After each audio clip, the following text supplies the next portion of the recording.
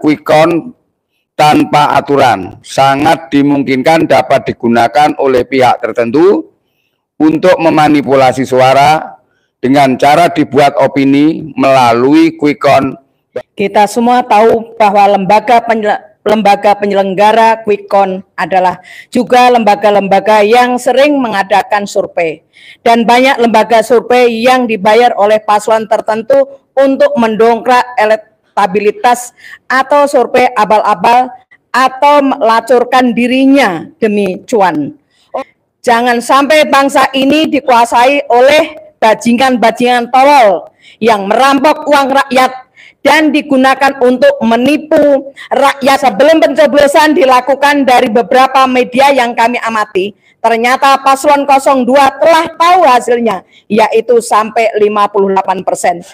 Kami Poros Buruh untuk Perubahan menyatakan menolak keras Pilpres curang 2024. Lawan, lawan, lawan.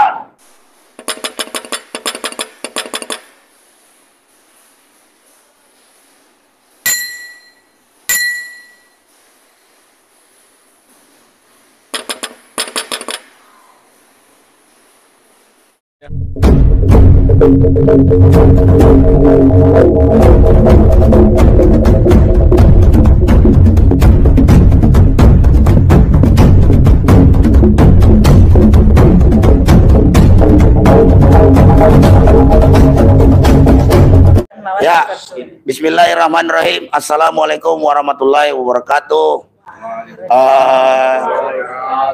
Kepada seluruh rakyat Indonesia dimanapun berada, baik dalam dan luar negeri yang menonton tayang ini, kami tadi sudah selesai melakukan rapat konsolidasi dengan beberapa elemen-elemen selain daripada Poros Buruh.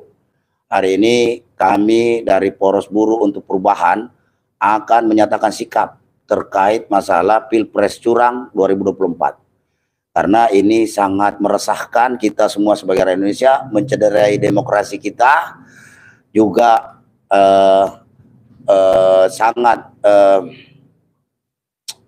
dari sisi kaum buruh sendiri sangat kecewa dengan hasil Pilpres 2024. Maka dengan ini saya persilakan kepada Sekretaris Poros Buruh Pusat untuk membacakan siaran pers Poros Buruh untuk Perubahan, kemudian nanti dilanjut bersamaan dengan bergantian dengan Bu Narti dan Pak Rudi Habedaman. Itu Pak Joko, saya persilakan Pak Joko. Bismillahirrahmanirrahim. Siaran pers yang terhormat kawan-kawan semuanya, Poros Buruh menolak Pilpres curang. Pemungutan suara telah dilakukan dan menurut hitung cepat quick count, paslon 02 saat ini mengungguli dua paslon lainnya dan sudah dianggap akan menjadi pemenang dalam satu putaran karena sudah di atas 50% plus 1 dan menang di 20 provinsi. Bagaimana perhitungan KPU? Kita masih harus menunggu 35 hari ke depan sesuai dengan undang-undang. Antara perhitungan quick count dengan perhitungan KPU ada rentang waktu yang cukup lama. Sekarang seolah-olah quick count lah yang menentukan pemenang Pilpres. Padahal undang-undang menyatakan bahwa penentuan pemenang adalah KPU melalui perhitungan manual. Hal ini seharusnya menjadi perhatian negara. Karena jika dibiarkan quick count tanpa aturan, sangat dimungkinkan dapat digunakan oleh pihak tertentu untuk memanipulasi suara dengan cara dibuat opini melalui quick count bahwa jenjang penghitungan yang berliku-liku sangat dimungkinkan di tengah perjalanan dirubah sesuai dengan hasil quick count. Dan semua orang sudah maklum bahwa Pilpres di Indonesia dari Pilpres ke Pilpres selalu ada kecurangan. Sebagaimana di negara berkembang di dunia yang Pilpresnya 80% penuh dengan kecurangan. Selanjutnya benar silakan. Kita semua tahu bahwa lembaga penyelenggara quick count adalah juga lembaga-lembaga yang sering mengadakan survei. Dan banyak lembaga survei yang dibayar oleh paslon tertentu untuk mendongkrak elektabilitas atau survei abal-abal atau melacurkan dirinya demi cuan.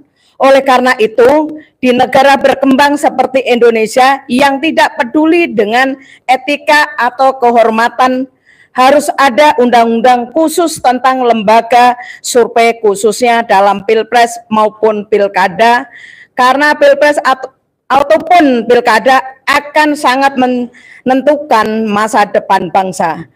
Jangan sampai bangsa ini dikuasai oleh bajingan-bajingan tolol yang merampok uang rakyat dan digunakan untuk menipu rakyat yang pendidikannya masih rendah dan mudah dininabobokan oleh beberapa kilogram beras dan uang 100 sampai 300 ribu rupiah, yang itu pun diambil dari uang negara, baik melalui APBN atau hasil korupsi uang negara atau hasil manipulasi sumber daya alam yang sebagiannya untuk menyuap rakyat.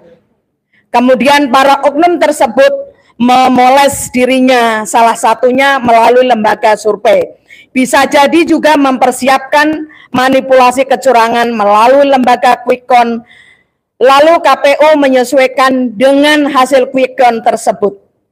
Sebelum pencoblosan dilakukan dari beberapa media yang kami amati, ternyata paslon 02 telah tahu hasilnya, yaitu sampai 58%.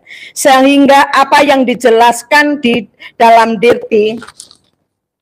Dirtiput ternyata terbukti, yaitu kemenangan yang direncanakan jauh hari sebelumnya secara terstruktur, sistematis, dan masif atau TSM. Itulah yang memenangkan paslon 02. Dilanjutkan Bung Rudi. Ya. Berikut beberapa contoh persiapan dan perencanaan kejahatan secara terstruktur, sistematis, dan masif. 1. Bahwa manipulasi peraturan perundangan melalui putusan Mahkamah Konstitusi nomor 90 PUU 2023 untuk meloloskan salah satu paslon. Manipulasi itu membuat Ketua Mahkamah Konstitusi Anwar Usman dinyatakan melakukan pelanggaran berat dan dicopot dari jabatannya sebagai Ketua Mahkamah Konstitusi oleh Mahkamah Kehormatan Mahkamah Konstitusi. 2.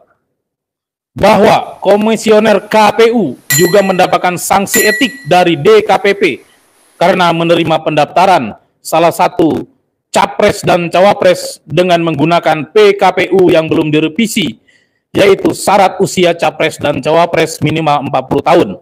Motifnya sama, yaitu untuk meloloskan Gibran Rakabuming Raka sebagai cawapres paslon 02. Bahkan Ketua KPU telah mendapatkan sanksi sampai 3 kali dengan kategori peringatan keras terakhir. 3. Bahwa selain pelanggaran etika, pelaksanaan Pilpres 2024 juga diwarnai pelanggaran norma dan asas pemerintahan umum yang baik, berupa ketidaknetralan aparatur penyelenggara negara, mulai dari Presiden Republik Indonesia, Menteri, pejabat, kepala daerah, ASN, kepala desa, hingga aparat penegak hukum. Ketidaknetralan itu memiliki kecenderungan pola yang sama, yaitu mengarahkan dan memenangkan paslon 02.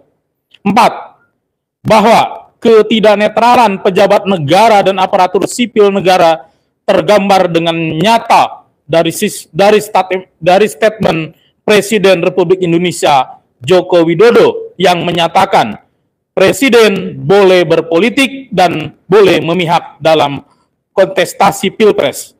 Selain itu, potret ketidaknetralan para penyelenggara negara terkonfirmasi dari pengerahan sumber daya negara agar menang satu putaran melalui A. Penggunaan anggaran negara melalui penyaluran bansos yang disertai dengan ajakan untuk memilih paslon 02. B. Keterlibatan aparat penegak hukum untuk memantau petugas KPPS dan PPK. Misalnya, aparat penegak hukum meminta ikut masuk dalam WhatsApp grup KPPS dan meminta data nomor para PPK, seperti surat Polres Cimahi yang meminta data KPPS. C.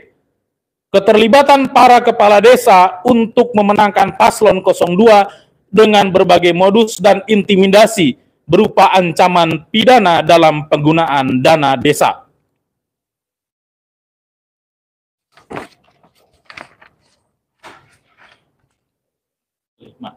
Bahwa skenario berikutnya untuk memuluskan jalan kemenangan satu putaran dilakukan dengan modus pengerahan kepala desa beserta aparaturnya untuk memenangkan paslon 02 melalui cara di desa-desa yang minim pengawasan. Kepala desa meminta warganya untuk tidak perlu datang ke TPS dengan memberi imbalan uang, sementara kertas suaranya dicoblos semua oleh kepala desa atau perangkatnya untuk paslon 02.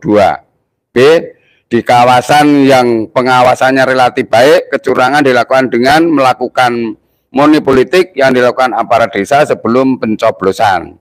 C. Potensi kecurangan juga berpotensi dilakukan oleh KPPS dengan berbagai modus, misalnya memobilisasi massa yang tidak punya hak pilih untuk memilih penggelembungan atau pengurangan suara dan sebagainya.